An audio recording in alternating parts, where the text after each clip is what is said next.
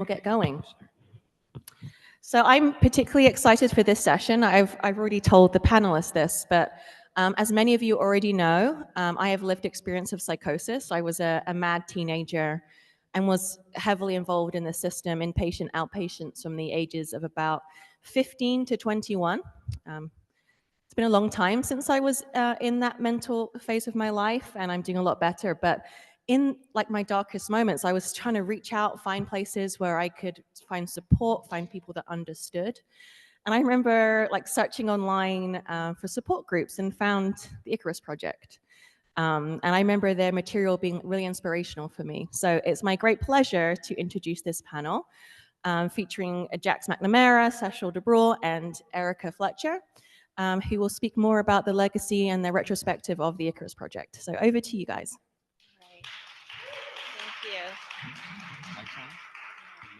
Thank you. Check. Okay, you're good? All right.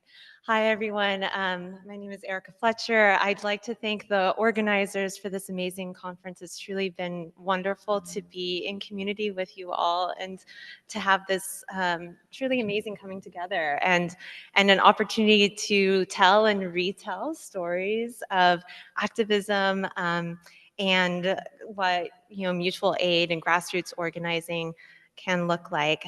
So I'll introduce myself briefly, and then we're going to run through a PowerPoint. I'll ask Jax and Sasha a few questions, and then open it all up for discussion and further reflection. All right, so I'll start with who I am, a family member to my sister and my mother who have experienced psychosis, and also a researcher in the medical humanities, social medicine, interested in how things could be otherwise. And I found the Icarus Project, similarly to Leah, doing a Google search, typing in critique, biopsychiatry, Foucault, and then this sort of popped up. And, like many other folks, was just blown away by the aesthetics, the art, the amazing kind of discussions that happen online. And so I cold emailed Sasha as a 23-year-old who was just starting my dissertation work and wanting to do field work with the Icarus Project, and warmly welcomed me and introduced me to a whole bunch of folks. So I did my dissertation field work in Asheville, North Carolina, with a local group called the Asheville Radical Mental Health Collective, who was, deeply inspired by Icarus material, and then spent a little while in New York with some of the longstanding organizers of the Icarus Project, and from them gained a better understanding of the organization's dynamics nationally and the kind of support groups and discussions that happen online and offline, and the various media that was created during that time. So since then, I've tried to build a career studying peer respites, bringing Hearing Voices approach to the VA with colleagues over here. And, but broadly interested in mental health social movements, what all the different various threads of the recovery movement look like, the iterations that take shape in the US and overseas too, and constantly asking myself, what does good organizing look like? What are the lessons that can be learned from these mental health social movement organizations, and how can we do better? So that's what I bring to the table, and then Sasha and Jax can talk a little bit more about the Icarus Project, how they got started with it. Let's just introduce ourselves briefly. Yeah. So hi, my name is Sasha DeBrule, and me and Jack started the Icarus Project. I don't know what I was a teenager that spent a bunch of time in and out of psychiatric hospitals and was lonely, and so we found some other people to hang out with. But we'll get to that. Yeah. And I'm Jax McNamara. I co-started the Icarus Project with Sasha. I'm also a somatic therapist, a writer, an artist. I live in Santa Fe, New Mexico. And I still am engaged in the world of transformative mental health, though it looks very different now than the years when I was running around being a young anarchist with the Icarus Project. Yeah, word. Okay, so we put together these slides. There's about 40 of them. All right, so the Icarus Project started one night in San Francisco in 2002 when two strangers met and had a really interesting idea. What if we made a space online for people like us diagnosed with bipolar disorder? What if it was beautiful and brilliant? So basically, like, I wrote this article in the San Francisco Bay Guardian. The joke with me and Jax is that it was like a big personal ad, because basically I wrote it and then I just got flooded with email from other people who had really, intense experiences in the mental health system like me. We started this, Jax and I were coming from very different places. I was 27 and had a background in radical political activism. And I was an art student. 22. Yeah, I was 22, but I read Sasha's article and just felt in a way like it told my life story, or a part of it that nobody else had told, particularly in the way that it looked at the patterns that get labeled as bipolar within a social and political context, and really trying to dismantle the constructs being put out by the mental health system in terms of how we should understand ourselves through this broken brain pathologized model of understanding, and really asking big questions about, what if we understand ourselves really differently? What if we break this thing open and we see that there are gifts here? What if we see that these things are who we are and they're not just pathologies that we're carrying around? It was very powerful. And at the time, this was 2002, nobody was writing anything like this. There was no critical discourse in the mainstream media about bipolar or about altered states more broadly. So it felt really revolutionary. So I got in touch. And I'll interject with my own origin story too. And this is actually one that Sasha has written about but hasn't talked as much publicly about. And that is the loss of your friend Sarah, who was a traveler with you. And that was the inspiration for you as well to create that article. And so the story of Icarus for me starts in loss: who's missing, who hasn't survived, and how to honor them and help them become ancestors by telling their stories too. And I think it's also an example of how our stories and perspectives on the Icarus Project are not aligned. They're messy and they're very limited by when we came into the project, how we have identified, how we've told the story. And in the retelling, we can reshape the story too. So it's all very kind of partial and messy, and that's what I like about this project of trying to tell the story here. Yeah, it's definitely a good story, because there's like lots of different ways you could talk about it. But yeah, here, so actually, the next slide, this was the article that I wrote, and whatever, you can just like scan the words, but it was kind of an intense thing to put out there into the world and say, like, hey, look, I am what is considered, seriously mentally ill, batshit crazy, bipolar, whatever, and it was a good thing. And what Eric is saying is really true. Is I mean, the name Icarus, where it came from my friend Sarah Belazikian, who jumped off a bridge and had been my traveling partner, been a very close person to me, and I used the myth of Icarus in a story to talk about her, and so that's where we got the name. But what we basically said at the beginning was, rather than seeing ourselves as diseased and disordered, we see ourselves as having dangerous gifts like wings, that rather than seeing ourselves as ill.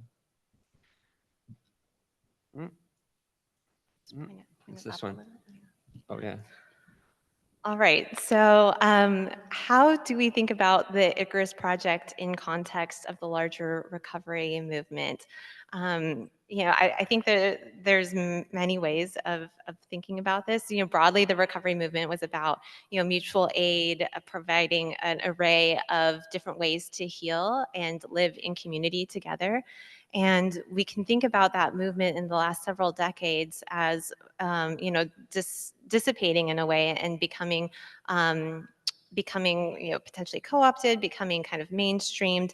And then what's come from that mainstreaming is a whole kind of new way of thinking about what service use looks like, what imagining alternatives could look like. And so this slide kind of talks about all the different and threads that came about from the recovery movement, as I see it, including Mad Pride, which I think Icarus kind of situated itself within in the early years, within this transition and within the kind of larger fissures that came about in doing the recovery work. Yeah.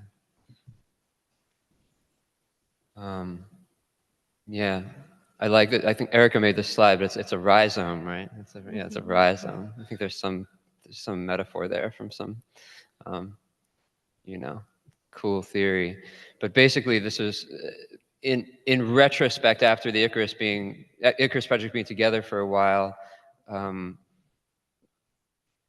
I was trying to tie the threads in for myself of like, well, how did the project really happen? And these were different aspects that came to me. I'm not going to list them off, but I'm going to say this one thing that's very personal. And I actually woke up in the middle of the night from this really intense dream about it. One of the things that gets lost, in personal histories, but also in collective histories, is like the different lives. Like I'm looking out at this room of people and just thinking, man, y'all been around for a while. I'm sure you've had lots of different lives. I'm sure you've done lots of different things with yourselves, and some of them you're still present with and some not so much. There was part of me when I was in my 20s, when I started the Icarus Project with Jax, that I was a radical eco-activist that had been, tree sitting and shutting down logging roads, trying to keep the forest from getting cut down. I was like down in southern Mexico doing solidarity work with the Zapatistas because I came of age in this like radical anarchist movement.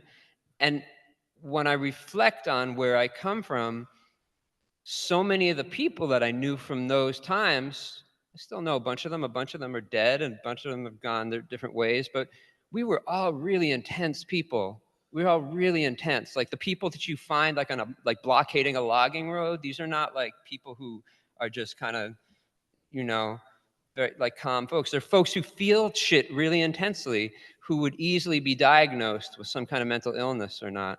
And I think it's important in understanding the Icarus Project that the project really, it ended up branching out and being on college campuses and going all over the place, but it really started as an attempt to try and work with folks who were, radical activists. So I just wanted to say that.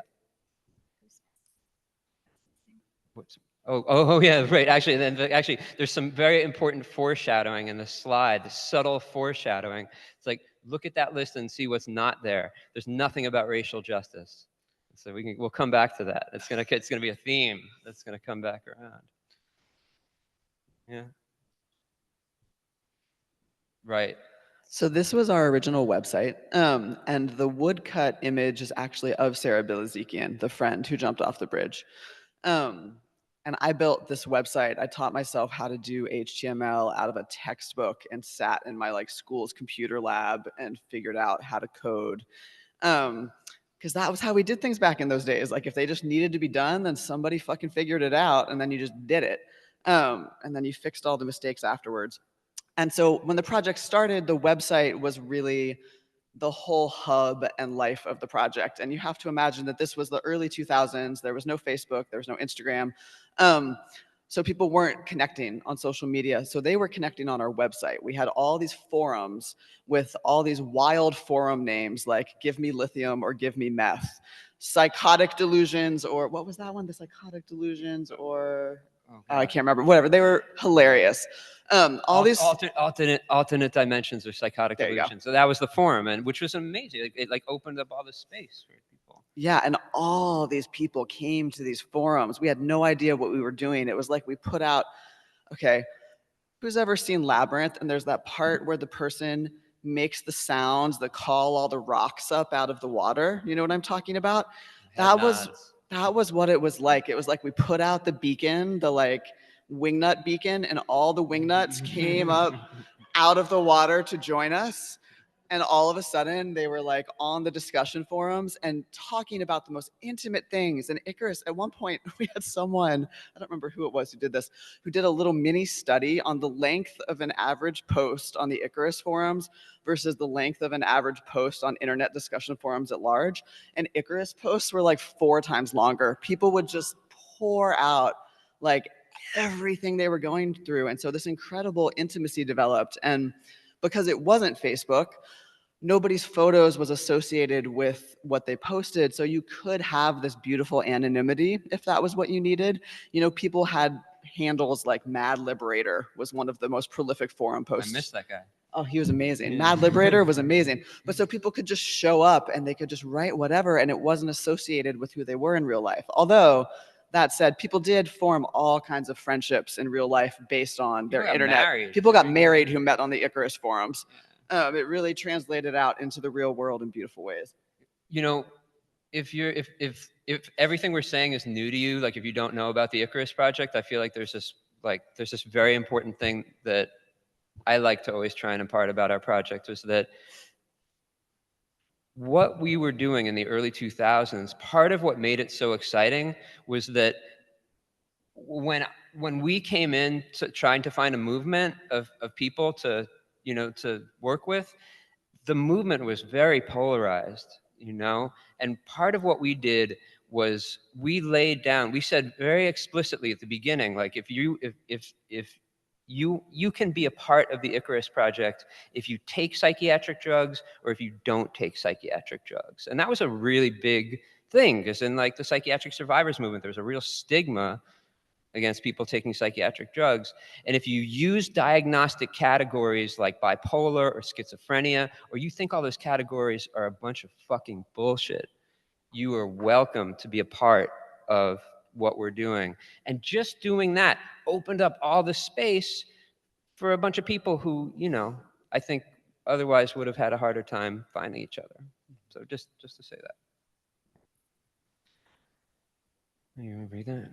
Sure. This is from our first book. It's one of the section headers called Drawing New Lines on the Map. And it says, we were determined to change the language and culture about how people think about mental health and mental illness, attempting to make space for folks who felt alienated by traditional medical and psychiatric treatment. Yeah.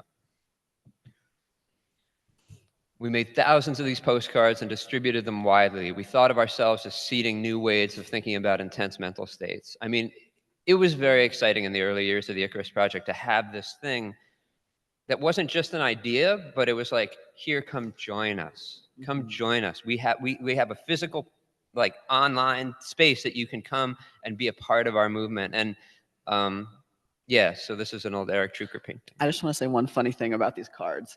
So Sasha and I, part of how we spread the project in the early years was that we used to go on tour across the country, and we would do these speaking gigs all over the place, like universities, anarchist houses, punk bookstores, like you name it. Anybody that would take us, waiting rooms of psychiatric units, like we did Icarus workshops everywhere. Where was it? Rapid City, South Dakota? Yeah, yeah. in South Dakota, Jesus. And we were really determined to spread the gospel about this project. And so I remember we took these cards on our first road trip, our first big tour across the US, and we would go into public libraries and we would go to the mental health book section and we would find all the books about bipolar, and then we would stick a postcard and an Icarus sticker in the book. You remember that? And we would just do this, like, and we would just leave these postcards like everywhere. We left them in like all these different waiting rooms of like mental health clinics, and we were just like determined that people would find out about this thing. Yeah, it was good. It was good.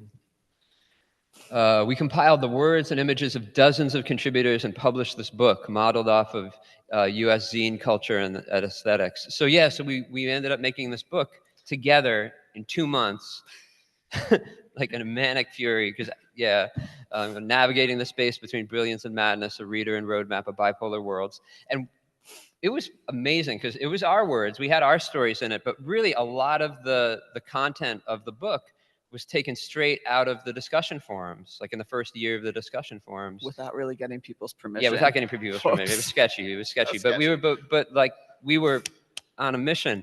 And I think for me, that's when I really started to take seriously this idea of being able to change language and culture. That if you can take a whole bunch of different people's ideas and put them together, and then people were getting together and having book clubs and reading this thing, and it was like, whoa, we're actually, there's all these ideas that are actually having an effect on the way people are talking. Mm-hmm. Yeah. And this book made its way to, like, I think the furthest away place we got word of it being was in Chiapas, Mexico. Like, it made its way everywhere, and people would find us because they like found this book on someone's bedside table in some house they were sleeping at, or like they found it in Chiapas, Mexico, or I mean, it really traveled the world and had 10 printings. So it was pretty awesome. 10 printings, and like the last printing was in 2013. Yeah. So it's like, but it's still there. Actually, I mean, if you go, there's PDFs of it. You can still find it. We emphasize the importance of building community and learning to use our gifts. So if you look at this image on the left, it's a comic made by an artist named Becky Cloonan, who's gone on to be a pretty well-known comic book artist. But basically, we were just sick of the medical model. You know, we were sick, and so this is where if you get it, it's like making fun of NAMI. So like back in the days, the National Alliance of the Mentally Ill, in their mission statement, they would say, our first mission statement is to, the eradication of mental illness. And we were like, what does that even mean, eradication of mental illness? Like, and of course, NAMI, it's a more nuanced conversation. It's 20-something years later. There are all kinds. I know NAMI is actually like sponsoring this conference. It's all cool. But I'm just saying, I'm just saying, like, what we were, we're like, what we were doing was we were just blowing all of that up, and we were saying, you know what, like, actually, we are getting together to celebrate our gifts is what we're doing. We are sensitive people, and we need to take care of each other, and we're not getting together to like tend to our mental illness. We're like, understand that, if I take psychiatric drugs, I'm not taking them because I have a mental illness. I'm taking them because I have superpowers, and it's keeping me, like, taking the drugs is allowing me to be able to control my superpowers. Anyway. And something I want to say about these two slides is just that they kind of mark the transition in Icarus history into actually having in-person gatherings, where we moved off of being discussion forums. And like the flyer on the right was for the first art show we ever hosted. And over the years, we hosted many collective group art shows. And a zillion people came to that art show. Like, it was a big gathering. It was really fun. And the one on the left is talking about Icarus groups. Like, this person tries going to a NAMI group, and then she's like, never mind. And then she finds a flyer for an Icarus group and goes to that group instead and can relate to people. And it's like a very cute vision, right? But it's actually what happens. Like, we actually started, and we'll get into more of these tools, creating tools to help people start support groups, start local community support networks, actually gather in person.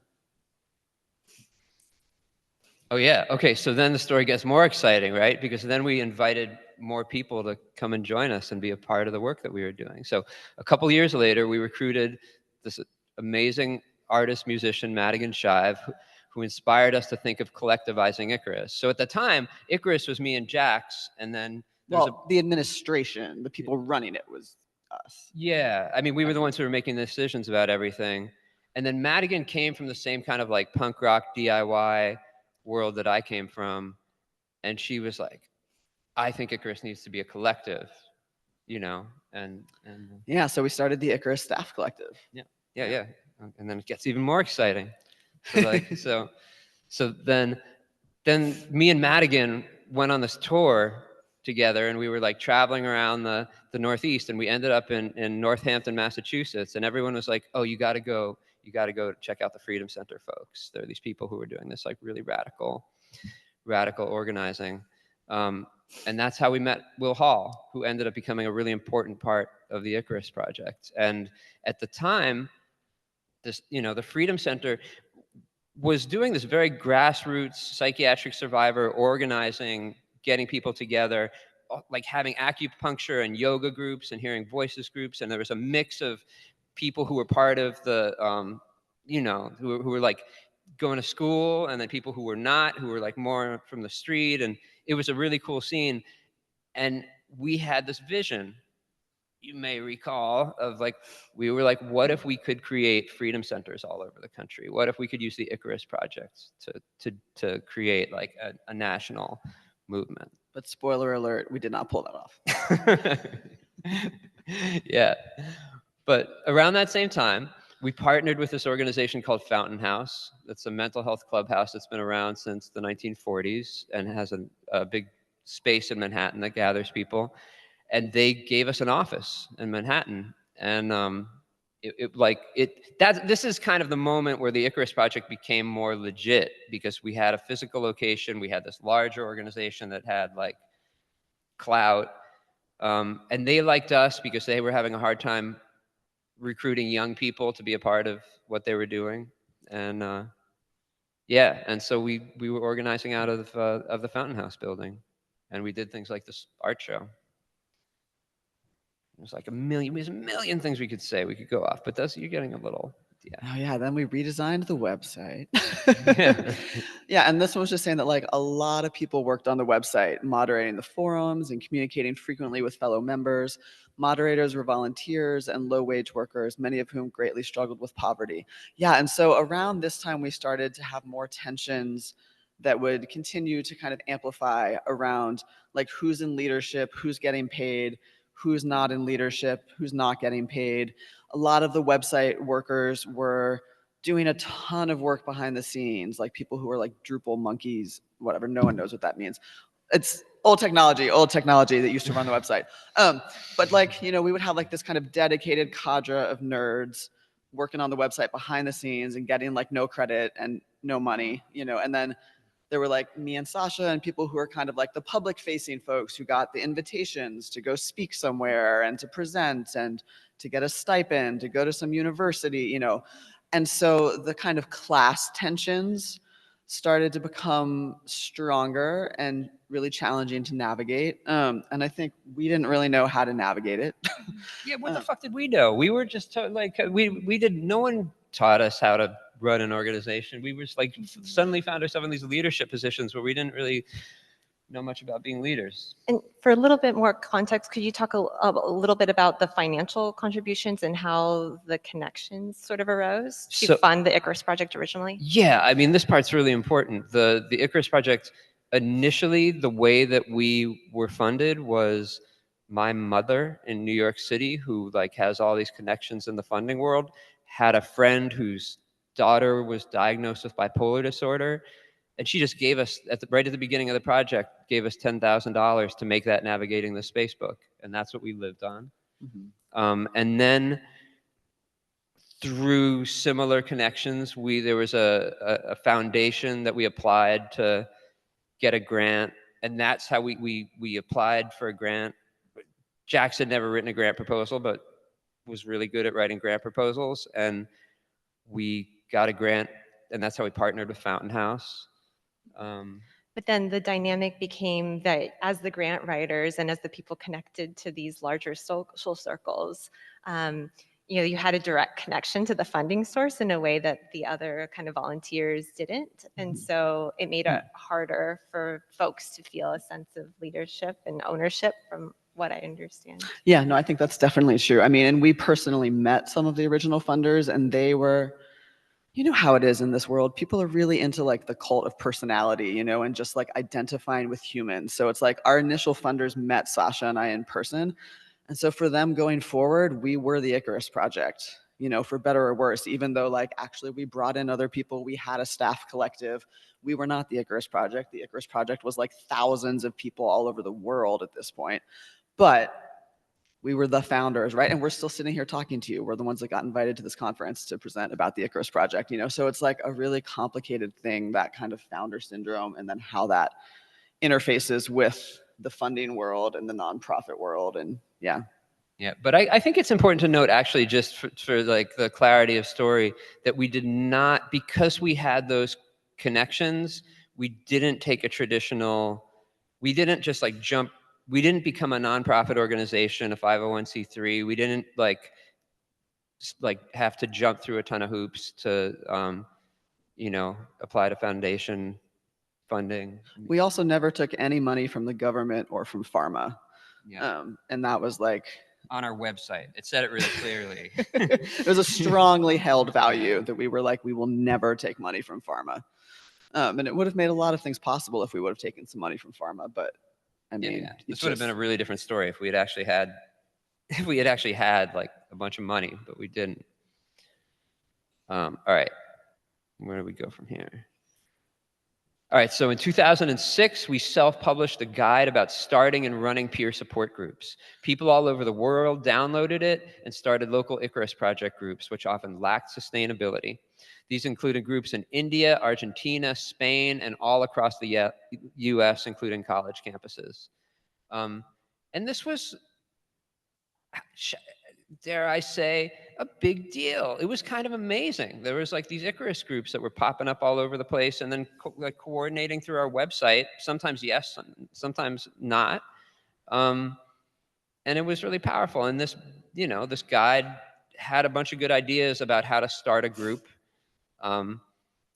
Turns out that you can't really teach people how to facilitate mental health support groups from reading a pamphlet. But we tried, I mean, the iron is like this very ironic thing that like when we started the Icarus Project, one of my ideas, because I'd been like steeped in the world of the anarchists, and so I'd traveled all over the country going to Cooking Food Not Bombs, which is like a model where like people gather free food and get together and cook it and then serve it out on the street to people. I was like, we're just going to start like a mental health support network like Food Not Bombs. And it's like not that easy. It's not that easy, yeah, no. And I mean, eventually, what really ended up being the undoing of a lot of these groups was, non-surprisingly, I mean, mostly to be frank, white guys taking up a lot of space and being oppressive and making folks of color and queer people and women feel unsafe. And that was a real hard thing to like help people learn how to facilitate and handle in their local groups, because Icarus came out of this majority white punk anarchist tradition in the US. It tended to attract a lot of white punk anarchist dudes.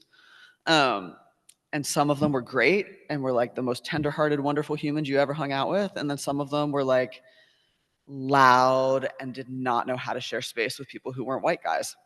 And our facilitators of the local groups didn't know how to respond and how to deal with that situation. And that's where I think the kind of Food Not Bombs model kind of stops working so well, when you're like, actually, for these groups to be safer spaces for a lot more people, there needs to be strong facilitation. There needs to be strong guidelines. There needs to be precedents about how we handle power and gender and race in these rooms. Right, but these were groups entirely of people struggling with their mental health. Like everybody in these groups was going through it, and nobody had the time, money, or energy to like go get some intense facilitator training. So everybody was just doing the best they could. And often the best they could was fantastic. And people made all kinds of long-lasting friendships. These groups saved people's lives. Hardcore, some of my best friends continue to be from these groups. And then at their worst, these groups were like not safe places to be. I want to slightly complicate what Jax is saying, because I agree. And also I think that it's important to just acknowledge the limitations of radical left understandings of, like when we talk about oppression and how it can really, I think there's ways that I'm not convinced that it's just that it was like loud white guys that were really like what brought down the Icarus groups. I think it was something about the culture. I think it's more nuanced, and I think it's a good conversation to be having, and definitely strong facilitatorship and more. I think if we were to do something like this again, we would, we'd organize it very differently. But yeah. Yeah, I'll just share too. I came into the online forums much later in 2014, 2015, and it was a hard space to enter, especially without having precedence of having been a long time poster. And I'm not the only one to experience that. I mean, albeit I was trying to do research, and so my motivations were a little biased and jaundiced by that. But it was also a space where some people were incredibly personable and likable and charismatic online and had a kind of digital literacy and an ability to articulate their emotions in a way that got real traction. And we see this happening on Twitter and other spaces too. Some people are likable and easily read and interpreted, and other people who, for a variety of reasons, be it identity or disability or circumstance, capacity, don't get that kind of traction too. And so I think the kind of identity politics that played out and the kind of ableism and saneism that played out in the forums was peppered with these kinds of really challenging race, class, dynamics, educational dynamics too. And there is a messiness there. Yeah, for sure. Yeah. Yeah. So now we're just going to show you a couple photos of like, some group Icarus stuff. So like this is in San Francisco. This is at the Women's Building in San Francisco. And yeah. And notice the guy with the huge hair in the back? That's me. That's him. That's me with the hair. Yeah. Yeah. My hair didn't always look like it. Was just a, particularly good day. Let's see. There was a really active group in Spain for a bunch of years that I don't know where they are these days. They tend to like that crew like disappears and comes back, but they translated all our stuff into Spanish, and it was good folks. This is just some examples of some of the art that was like coming out of the Icarus Project in those years.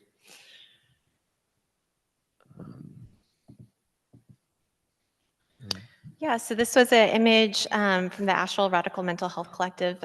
We had a space in a local community center, and this was during the time where I was doing the field work and ended up, in a way, crafting the group I had hoped to find. And this is something that anthropologists sometimes talk about in terms of, really shaping the kind of research that can be done just by one's presence.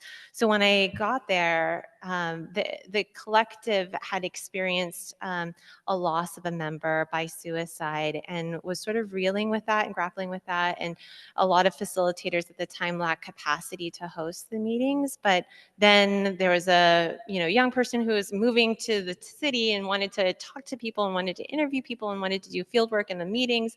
And people said, okay, let's perform. Let's do it. Let's set up the meeting space. Let's, meet regularly. And it wasn't until after I left that I realized how much that community came together, in part because they wanted to support me. And so I felt incredibly mentored by this group of people who were on disability, who were doing free work oftentimes, and really just trying to support each other as best they could. And a part of that was welcoming in a stranger. And so I'm forever grateful to those research participants and collaborators who pulled together in a way to just give me a taste of what a grassroots organization could look like. And on the ground, it was a lot of really kind, wonderful people, caring people who were trying to support each other. A lot of them were happy that I came about because I was interested in studying the Icarus Project, and other people said, oh, this is not the Icarus Project. We're just, we're folks from Asheville. We're just meeting together. At the time, they didn't use the Icarus name because of some of the national politics going on, but they generally had the little pamphlet and read the core values for hosting a group at most meetings, and so therefore, I guess we're sort of affiliated with the Icarus Project. But I think that kind of shows you like these tensions in play. People came together with whatever resources that they had at the time and called themselves whatever based on what was convenient and what was close to hand. I think that's in part the reason that they were able to sprout up so quickly, but also a reason that they fizzled and withered out and died so quickly too, because it was based on people's individual capacity and ability to host a space and be consistent. And that's really hard for folks when you're going through intense mental states. All right, so I'll quickly run through this. So this is an art show that the Asheville group hosted. Some art made by Faith Rhine, who is a key member and former moderator of the space. Yeah, and then here's just, so for years, the Icarus Project met in New York City at a place called Blue Stockings Bookstore, and this just captured one night. I think this is actually the night that one of our members had just been locked up in a psych hospital, and we were trying to figure out what to do with him and to try and get him out. But this was the scene in New York. There were a number of years where these meetings were happening. And it was pretty well organized, actually. Like the New York City Icarus group had, there was like a pretty regular crew. And you can still see like it's not active anymore, but if you go to their website, I just pulled this off. These are all just different events. Like I remember that great night that we had a whole conversation about communicating with the difficult psychiatrist, and it was cool. Oh yeah. So this one says, we developed materials to help people take care of each other in crisis and practice alternatives to traditional mental crisis response. That was something that we felt really strongly about, that when we started the Icarus Project, there just wasn't enough out there about how do you handle a crisis, particularly if you don't want to deal with a hospital and you're not going to go the route of traditional crisis stabilization. And so a number of people, including Will Hall, who's in this room, helped us develop these materials on just how the fuck do you get through a crisis? What do you do? Like really concretely, like, get a room that is safe, have food, have people work in teams, have people support each other, have people take turns. Here are the things you say to a doctor, here are the things you don't say to a doctor. Like if you don't want to get locked up, don't say this, just getting really concrete on the mutual aid level about how to help people through crisis. Yeah, I still use this document. I still find it very helpful. I have yet to find a document I like better than it. And some people try to make these kinds of plans work based on, care pods or whatever you would call these supportive teams. And others found that they just didn't have enough friends to make the space work. And so that goes back to who's charismatic, who can bring people in, who's compelling, who do you want to help? Mm-hmm. Totally. Yeah. Yeah. The Icarus Project also emphasized the importance of self-care that was not about buying products or services. It was more DIY and built on strategies that we found helpful ourselves, as illustrated in this image drawn by Sophie Crum. The culture we created together inspired a lot of people to reflect on what care looked like for themselves and how they could give and receive care in community. Often, people's bandwidth for supporting each other was low, and communities struggled to support each other. Yeah, so,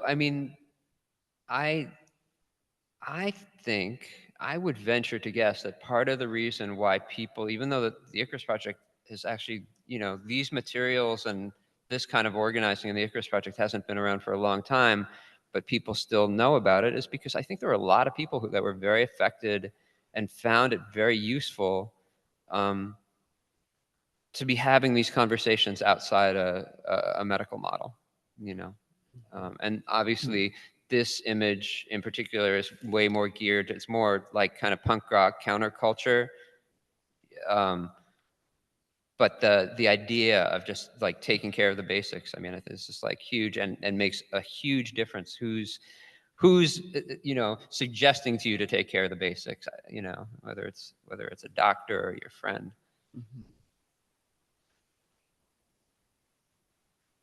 Yeah, so God, we have the guy who put this, guide together in the room, but like the harm reduction guide to coming off psychiatric drugs was like, I think of that as like when this guide came out, that was like a different chapter in the Icarus Project. That was when we, in some ways, started getting taken more seriously, I think.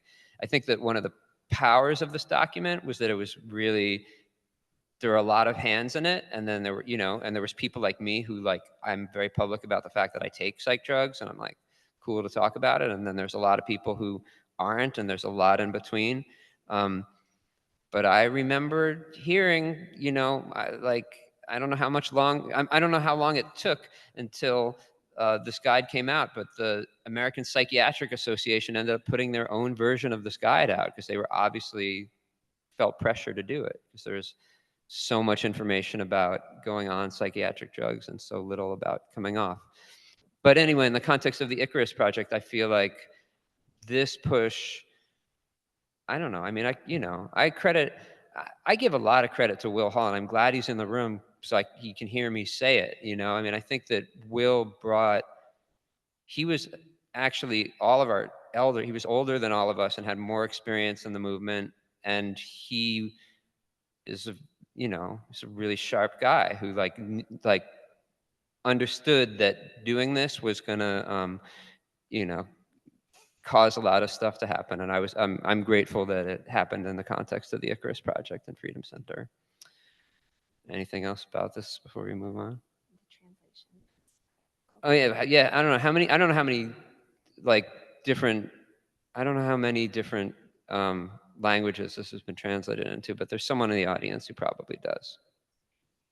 It's been translated into 18 different languages. Wow. Yeah, it's fucking awesome. Get your Polish copy. Right on.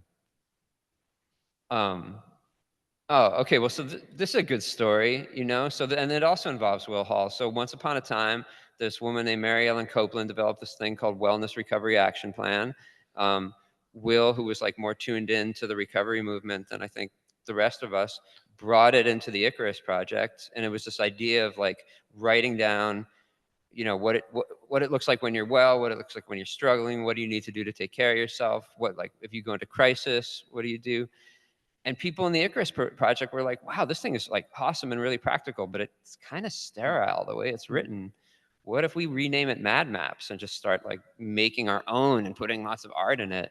And that's what happened. And it happened, and it's documented. You can go back to those old discussion forums, and there are these long threads of people posting their Mad Maps and like weaving their thoughts together. It was one of the most inspiring things to me about the Icarus Project, really, was like, Mad Maps. Yeah, so RAP, according to many researchers, is an evidence-based practice, and Mad Maps is definitely not an evidence-based practice, and I think that's what makes it really special and unique, and the kind of informality of it all and the aesthetics of it all. You can't totally capture that in a randomized control trial. No, and Mad Maps, something that you didn't mention about it is that ultimately how that ended up getting released into the world was that it also included a lot of information about where people could talk about like oppression and identity and how those things were tied up in their mental health. So, like, whereas rap is just very like looking at you and your mental illness and how do you take care of your mental illness, Mad Maps is like looking at you in the world and how do you fit in the world. And that's something that we also took forward into T-Maps, which is another project that's going to come up here. But just bringing that social and political context into it. But just to be really personal, I remember the day at Blue Stockings Bookstore with Jax McNamara, and I was fucking manic as all hell. I hadn't slept, and we had some big collective meeting coming up, and I was and Jax sat with me, and we made our first I talked and Jax wrote, and I made my first made your version. map. Yeah, I made my original map, which ended up being the prototype for T-Maps. Anyway.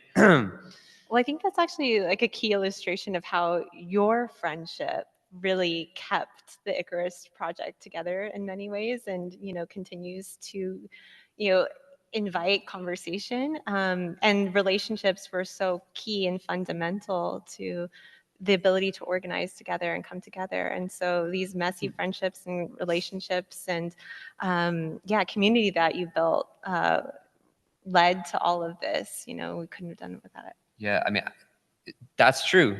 And then also like the dysfunctional things between me and Jax. If you ever start if you ever start an organization, what you'll find is like whatever your unresolved stuff is that you don't work out, it's going to come out in the organization. And it's just like all kinds of dynamics between Jax and I ended up having like negative impacts on the Icarus Project. So true. It's like having a kid. We used to refer to the Icarus Project as our kid. Yeah. And we laugh, but really it kind of was like the Icarus Project was our kid, And then when Icarus was 13 and we're like, look at our little teenager, she's having a rough time. Shit. We totally just imparted like all of our parental dynamics onto our little 13-year-old. Yeah.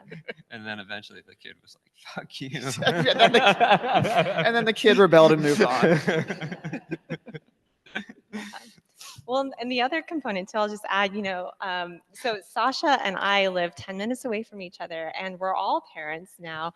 And our toddlers played together yesterday. They often go on play dates. And so it is, this interesting, web that we continue to weave, like our actual children are now like building community with each other and have their own little relationships and worlds. And I think that that's, kind of a wonderful testament to how things move forward and move along, even with or without an organization. It doesn't matter. Like, people have long standing histories with each other in academic spaces, at conferences, but then, far beyond too. And yeah, I think that's a part of how the story is told as well. Yeah, love it. Love it. Okay, so yeah, that's Mad Maps. Here's a page where I just went online and I pulled up a bunch of old, stuff from, these were kind of like this page is basically illustrating to you that there was this moment in time, that was a year and a half, 2 years, where like the Icarus Project was getting a bunch of media attention, and that was cool. And then also, it came with problems. Yeah. Well, the way they would talk about us. Oh my God. At one point I got interviewed for Oprah magazine and they described me as a bubbly brunette. Shit Jax, like the bubbly Jax brunette. McNamara, but they didn't want to call me Jax. They were like, we don't want to use that name. It was intense to be like, oh wow, when they take you and they try to put you in the mainstream media and then they try to like sanitize your mental health story and they try to sanitize your gender and they try to sanitize your name and they just like want to make you palatable, and you're like, ooh, I don't know if this media coverage was worth it. Like, I did not want to sell my soul for that media coverage. Yeah. It was, yeah. So it was like a very mixed blessing. Totally. Oh, and then, Yeah, speaking of media coverage. Yeah. So then Ken Paul Rosenthal made a film about Jax and spread awareness about our community. And yeah, there's this very beautiful film about Jax. You can find it on the internet. Yeah, and it's a trip. Yeah, and it was like, and I'm going to say a little cautionary tale related to this one.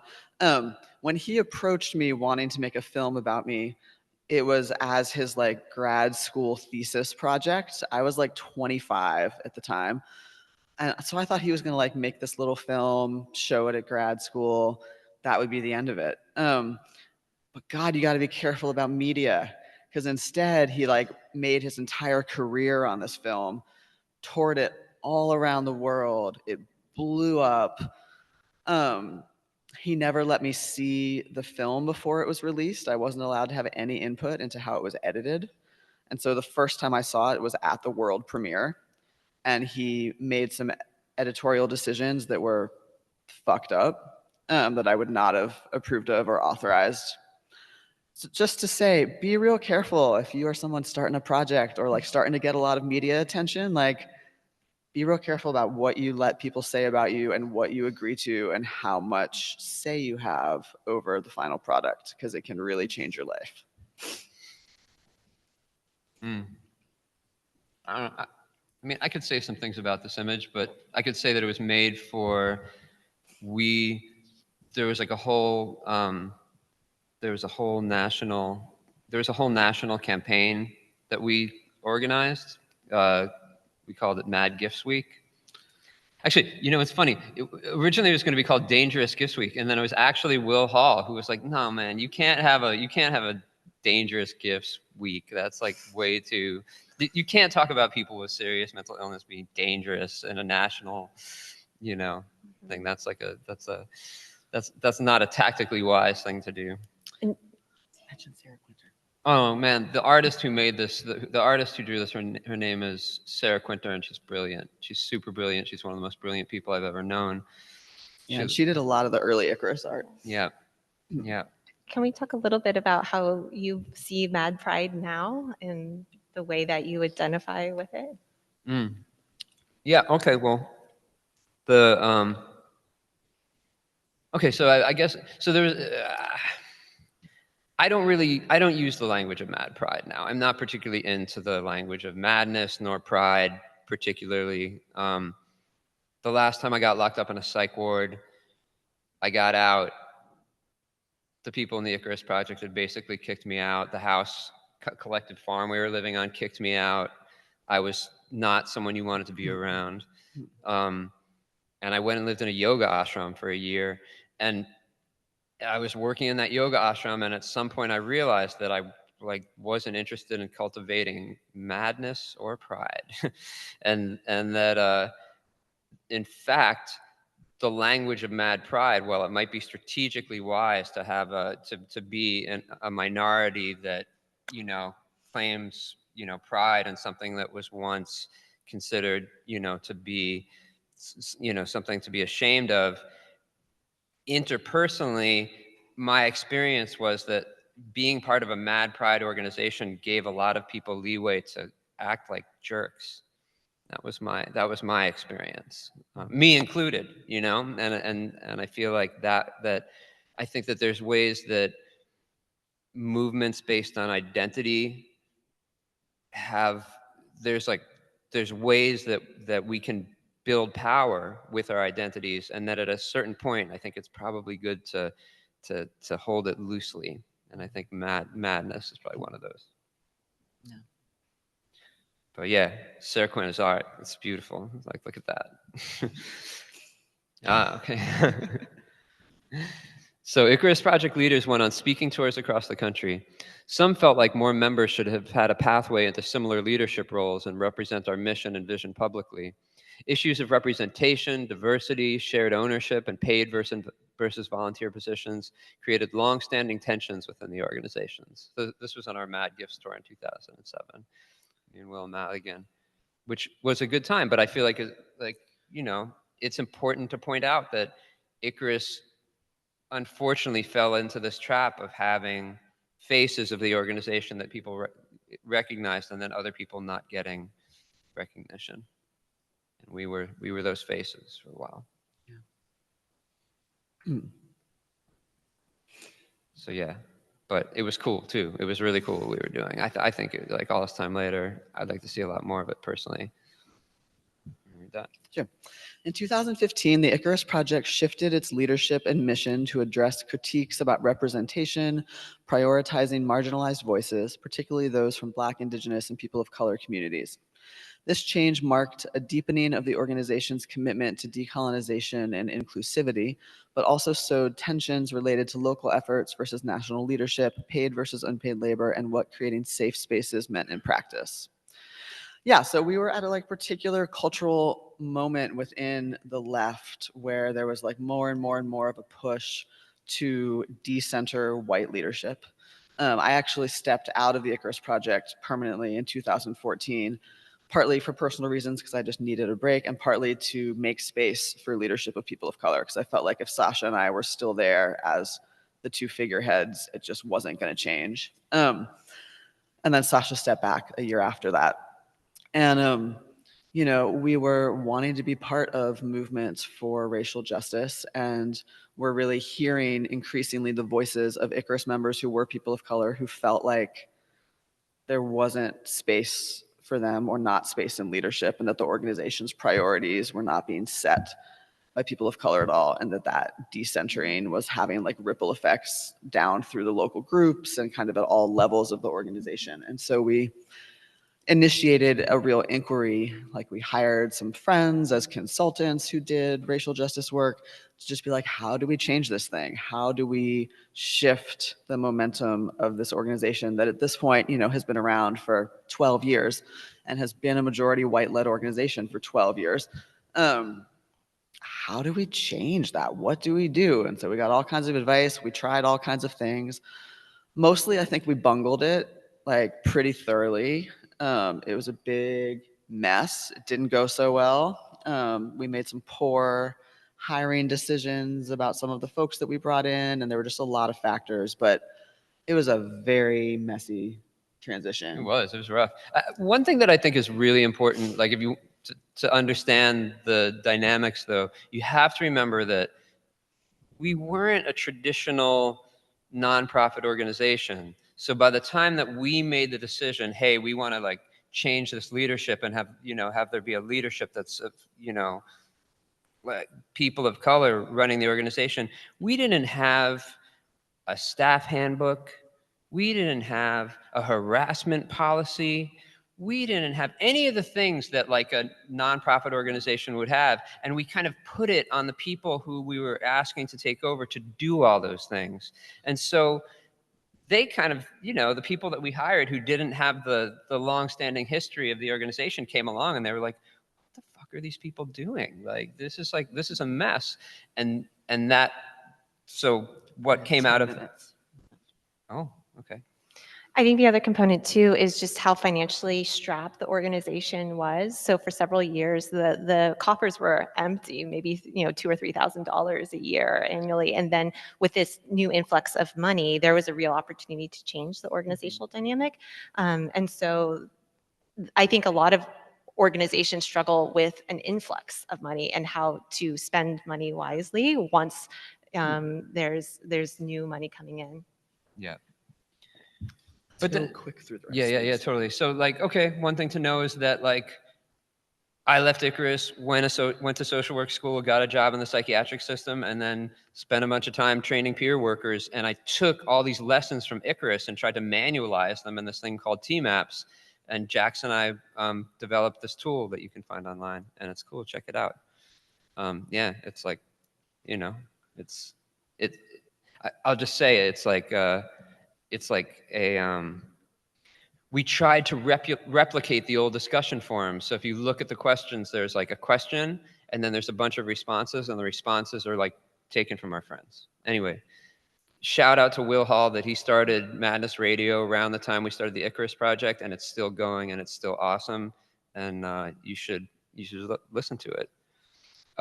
The Institute for the Development of Human Arts is an organization that grew directly out of the Icarus Project. The people who started it were inspired by the Icarus Project, and like that period of tension when national and local and all that stuff was blowing up, IDA started, and it really started with a different mission of developing, a training institute for mental health workers, and I think they're doing a really good job. You can find them. A lot of the stuff that they do is online, and a lot of their stuff is it's here in 2024 and very active. In 2020, the Icarus Project renamed itself the Fireweed Collective, continuing its mission with a specific focus supporting Q2 BIPOC communities and aligning with the healing justice movement. So yeah, so the folks who took over the Icarus Project ended up changing their name to the Fireweed Collective, and they're around, and they're doing some cool stuff. And there's an Icarus Project archive website that's been up for a couple months where you can find all this stuff. There's you can find everything from the old website to all our publications, all the dissertations and articles written about us. We have a Substack that I'm hoping to get more people to post on. There's a t-shirt shop where you can get t-shirts. There's and I think the idea is to try and create some kind of space to figure out the lessons learned and figure out what we're going to do with it in the future. And that's our Substack. You're welcome to join. And then finally, this Mad Studies reader just came out with a bunch of old Icarus Project people writing on it, and it's an inspiring big, thick academic text that documents a bunch of the stuff that we're talking about, but not in the intimate detail that you are getting here in the moment. And Brad Lewis is, mentor to all of us. He was on my dissertation committee, and really put together this really wonderful reader in collaboration with artists and scholars. And at the same time, I think it's also, this book brings up a lot of tensions that remain unresolved with the Icarus Project too. Yeah. So there you go. There's a little presentation for you.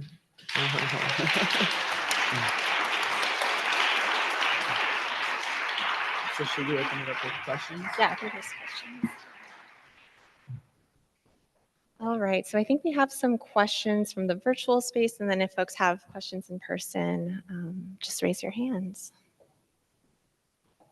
Oh, look, there we are. Oh, God. Hello? Is this working? Yeah. Okay.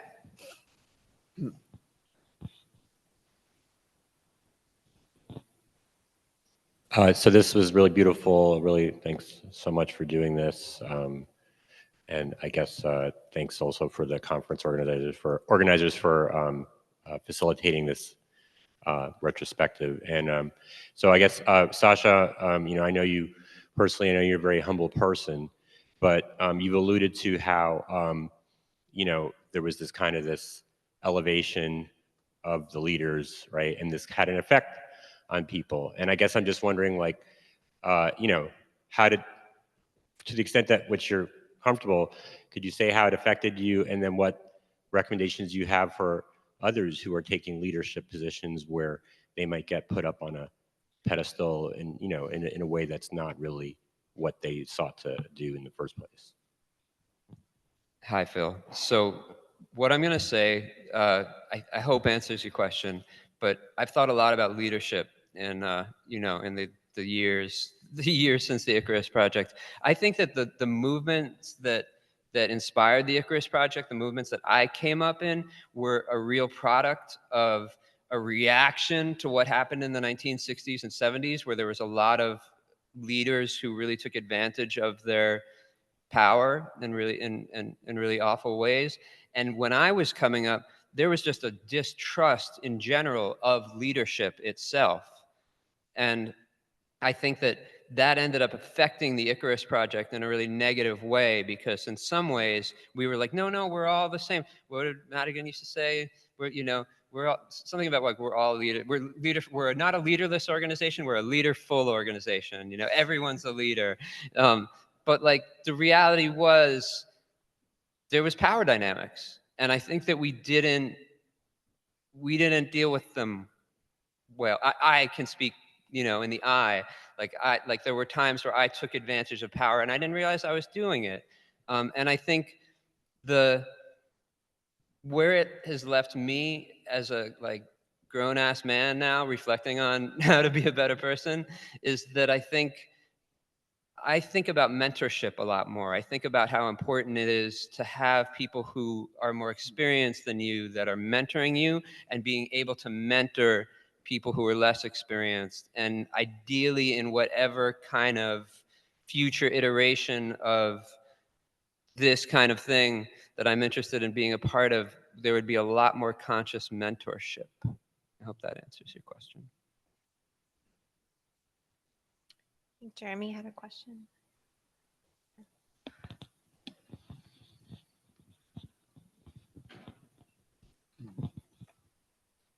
Hey, so thank you for your presentation. I'm thinking about the title, and you're kind of speaking about it already. The title of your presentation is Lessons for Contemporary Mental Health Movements. I'm thinking about starting an organization that has roots in anarchism and punk rock at 22 and 27, and then what that looks like at 40, 45, 50, and kind of thinking about, like, I don't know, when I'm teaching, I want to be rooted. I wrote down, like, always be rooted in punk rock and anarchism, like, even when you're teaching, like, even when you're a psychologist, like, but what the hell does that look like? When it's 22, it's like traveling, it's doing Food Not Bombs, it's, I don't know, experimenting with non-monogamy, it's online spaces, it's zines. Maybe that doesn't look the same at 50. And like, kind of how could you impart wisdom, on mental health communities, surely, but also like aging punks and anarchists that, because I'm sitting here and I'm just like blown, I'm just like, feeling so nostalgic and feeling like loss and melancholy. But then I'm like at this conference and looking at you all and being like, holy shit, we're all still here. Like, we freaking made it, yeah, just kind of amazing. But I don't know. So just like anything you could say about how to retain, sure, a connection to mental health communities, but also like to punk and anarchism as we become, I don't know, aging pseudo professionals, and what that might look like at 50. It's a youth culture. Just keep in mind, it's a youth culture. It's like very suspicious. You go in our punk shows when we were kids, there was no grown-ups. Don't trust anyone over 30. Whatever. Like, it's not sustainable. You need to be like connected to like deeper, like rooted things. You need to find like spiritual traditions that like have their roots. I'll hang out with anyone who wants to like hang out and listen to old punk records with me, but I don't think it's a good way to potentially like long-term organize. That's what I think.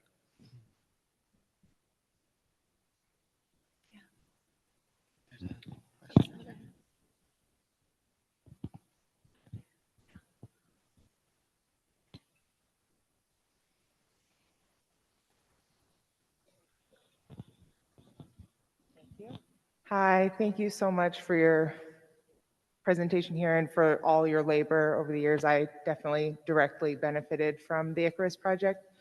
I recently have been reading an old psych survivor publication in the archives called Dendron, which I don't know why I didn't know about until recently. It's awesome. And I'm curious to what extent, if at all, you all were aware of or influenced by past publications like Madness Network News, Dendron, etc. We really weren't, which I feel kind of embarrassed about. Like now that I've learned more about what was out there, I'm like, how did I not know about Madness Network News? But I had no idea. No one ever told me about it.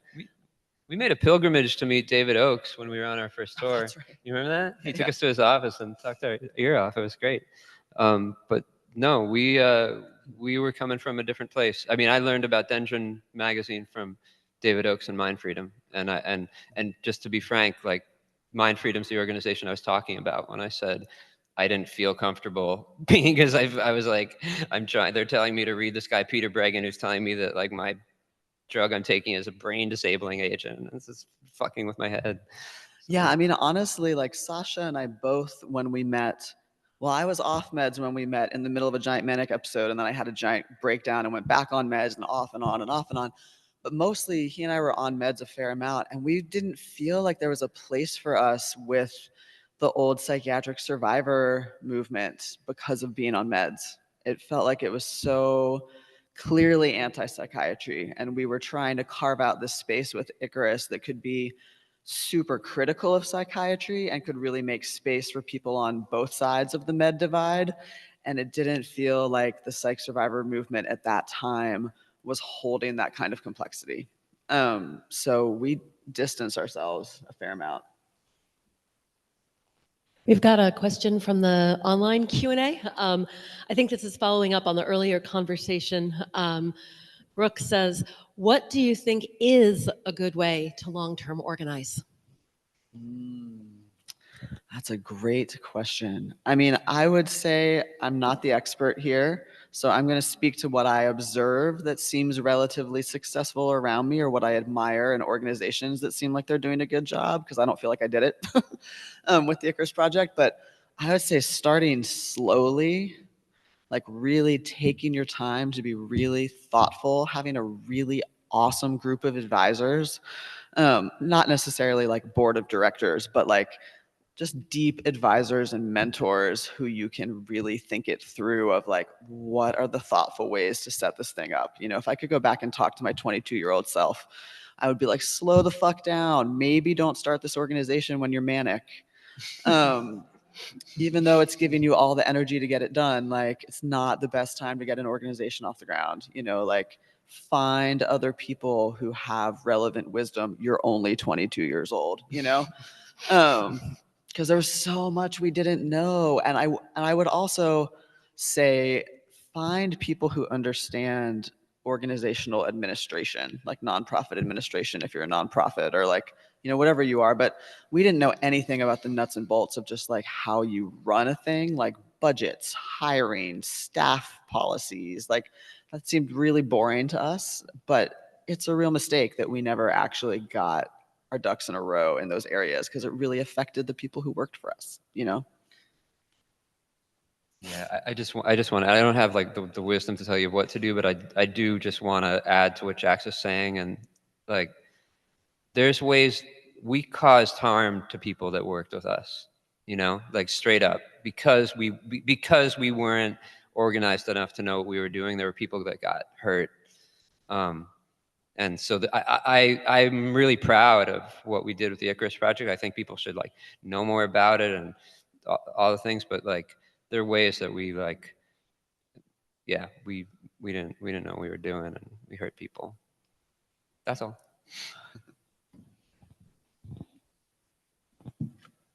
Hi, thank you for your wonderful retrospective. I am really inspired by the kind of journey that you've all been on. And I think just going back to what you were saying about the psych survivor movement and the Icarus Project, I'm really happy to hear that you were able to make space for kind of both perspectives. So like not either or, but both and. And I think that's really important. And I hope to carry that out through our organization in Vancouver, Canada as well.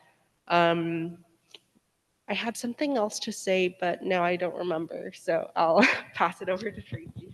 I'll ask a quick question and a shameless self-promotion. We're called the Kaleidoscope, officially the Kaleidoscope Mental Health Support Society, but more the Kaleidoscope to kind of show a range of, perspectives. Want to maybe start focusing on Indigenous perspectives as well. And I had a quick question, and I feel so embarrassed even asking it, but what are your thoughts on the ethics of accepting pharma money? Given what we talked about yesterday with like poverty, and in our organization really sharing power dynamics so everyone gets paid the same amount. Yeah, like we need money, but where do you ethically get it from? Yeah, man, we've talked about that at IDA. I mean, I think there's context where I'd take pharma money if we had a way to distribute it that that was like at this point. Yo, man, how many days do we have till it's like there's this potential fascist taking over the White House? Like, what the fuck is going on, y'all? Like, we need to like get it together. Like, I think as long as you're slick about like whatever your organization is, if you have some sub thing that you're working on and you can, I mean, I don't know. I've never taken pharma money. I've never had a meeting with pharma people. I know people who have, and but there's limited money and it's hoarded. And they have a lot of it. They have a lot of it. I mean, I think the thing that I would be in a question about if I was in a place to consider that is just like, are they going to have any shaping of my agenda? Like, that's really where my biggest hesitation would be. I mean, if you had asked my 22-year-old self, I would have been like, never take pharma money. What the fuck is wrong with you? But like, now I'm 44 and I want to like start saving for retirement. And I'm like, well, it's really nice to be able to actually pay people a living wage that allows them to prepare for their futures, and not just the bare minimum of what they need to survive on. So I recognize the complexity of like, how do you get enough money to pay people what is truly a living wage that then allows them to truly stay in the work, long term, because this is a marathon, not a sprint, right? So it's complicated, but I would be real careful about like what strings are attached. I would also just point out that the world that we're living in right now, like 5 years from now, might look real different, and the biopsychiatric model that's like the dominant model now that seems so all powerful and is going to be around forever and ever and ever might not always be the dominant model. And I think about that a lot, and I wonder about what the next paradigm might be even more fucked up. But in some ways, you have to think about the fact that there's just politically, technologically, everything is changing so fast that in some ways I'm so glad that we got to do this presentation, because I think these little having these little historical pieces are useful because we can build on them in the future, but the future is going to look different, man. I don't know. That's what I think about your big pharma question. Yeah, Sash.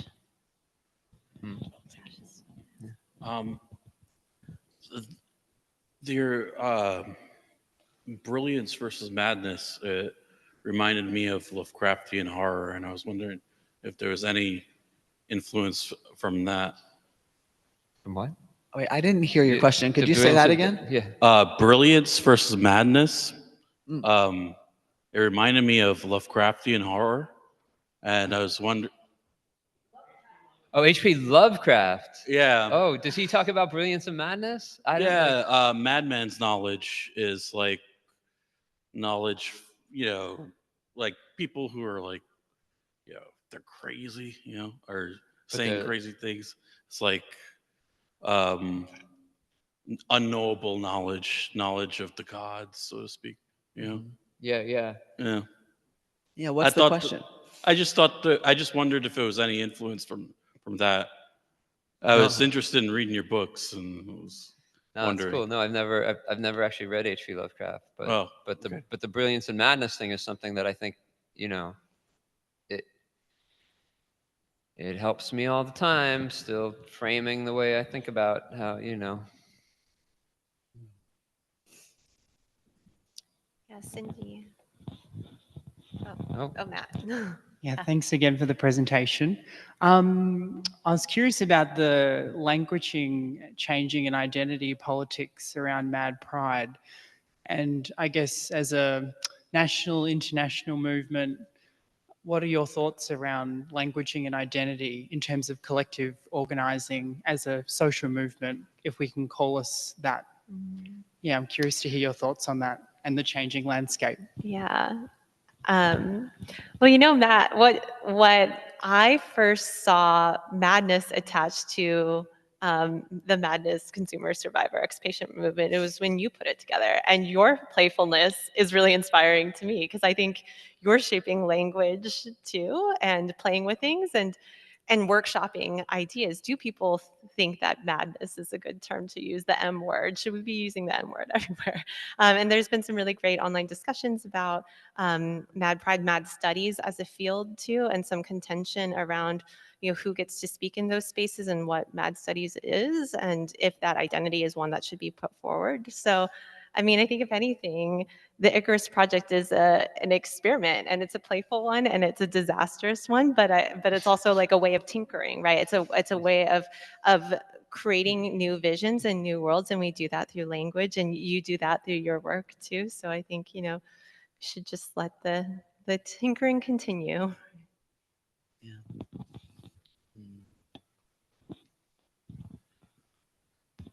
Hi, this debate about language, about taking psych drugs or not taking psych drugs is like to create an alternative where you're not replicating the old one that says there's one right way, right? And so what I really loved about stuff from the Icarus Project is had a lot of opinions, a lot of worldviews, a lot of discussion, and it wasn't about demonizing people. It was about being curious. How did you come to believe what you believe?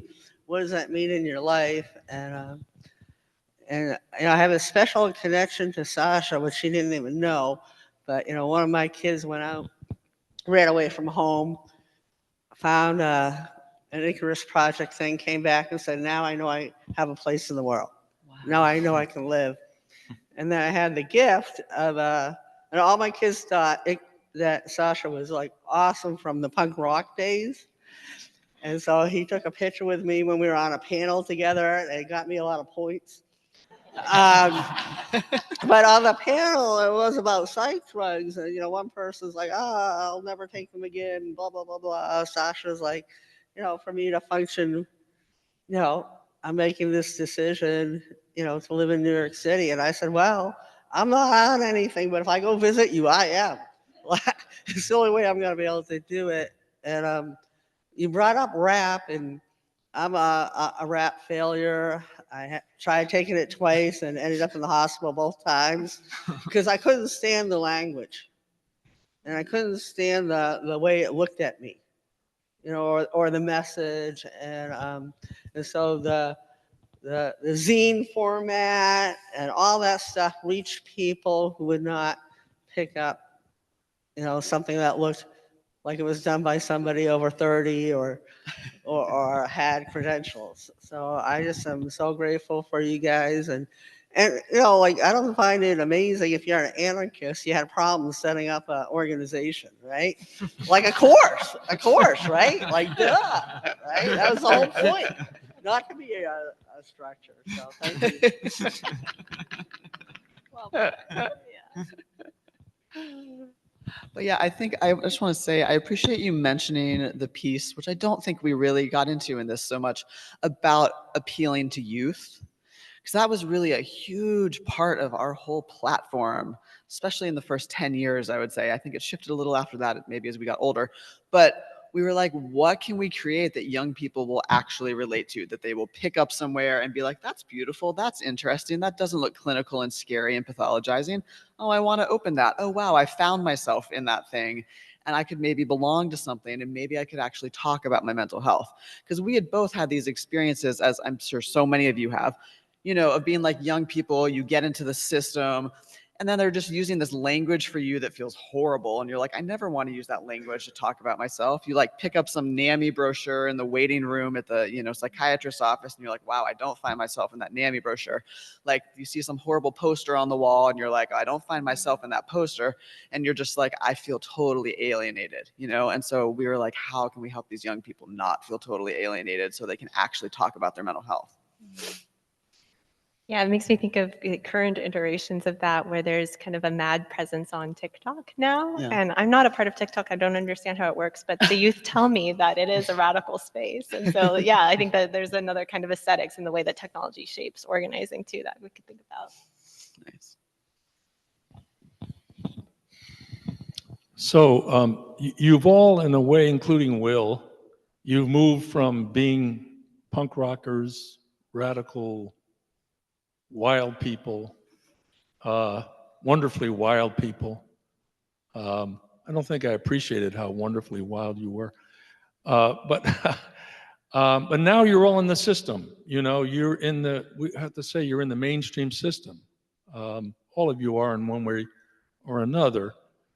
So I'm wondering if you have any lessons or any ideas for how we can be more effective in advocating for the change we want to have happen. I mean, well, just to clarify, I'm not actually really in the system. I mean, I was working in the system for a bunch of years at the Psychiatric Institute, but now I have a private practice because it didn't really work for me to be in the system. But I would say in general, I think it's really important if you want to change the system, if you have, you're looking at a system you want to change, you have to have a strong grassroots movement outside of it and have people that support each other. And I would actually go back and make a plug for TMAPS, or like Cindy was just talking about RAP. But we developed a tool that was like a non-clinical, non-pathologizing tool to get people talking to each other and connecting with each other, that was not based on this kind of neoliberal self. How am I productive, or how am I well? I think I'll answer another question someone asked about, how do you do long-term organizing? I don't think there's any long-term organizing or any effective social movement that's just a secular social movement. I think you have to have a connection to something larger than the humans. You have to have an understanding of something greater than you. And for me, I find a lot of like my support. I work in the internal family systems model, and that model it masquerades as like a therapy model, but it's a spiritual practice. And I think groups of people can get together and support each other. And at the heart of it is really understanding that everyone in this room, everyone that you're ever faced with, everyone, even the fucking guy who might be taking over the White House in a few days, like everyone has a self. Like fundamentally everyone's good. And we all have a bunch of parts, and we have to understand our relationship to parts. And so I am interested in like developing, crafting tools that help people learn that stuff. I want to train people inside and outside the mental health system how to take care of each other and understand those things. And that's I think you could answer your question in a bunch of ways, but that's my way of understanding it. Like, I think what keeps me going is being able to look at the person next to me and be like, this person is fundamentally good, even if they're pissing me off, even if they seem like an oppressor. Like fundamentally they're good, and I want to talk to my good part wants to talk to their good part, and I need to be in touch with my part that's like got that. That's what I think. Yeah, I don't work in the system. I'm an unlicensed trauma healing coach with a private practice working with like queer and trans weirdos, with like zero connection inside the system. I don't bill insurance. I don't work in a clinic. Yeah, and I've never worked in the system, so I don't feel like I'm the best person to speak to that. I would say, a lot of Icarus Project members went on to become peer support specialists. Many, in New York worked on the Parachute Project. People entered clinical roles in, social work and psychology. And there have been members who went into academic spaces. So, yeah, and are doing good work from within. But I also would challenge that there's an inside or an outside under late stage capitalism. We are all complicit and our hands are all dirty no matter what. And I say that as somebody working for the military industrial complex, so take it with a grain of salt. But I think, there's ways that within these systems of power, creativity and ingenuity can find traction, and that comes with being in community with others. And that's why, being a part of this conference has just been so healing for me, and to help me imagine that there can be ways that are otherwise, but that we co-create it together. So I think that's probably a good moment to wrap up because we're at the end of our time for this panel. Thank you so much to our panelists. Yay, yay, yay.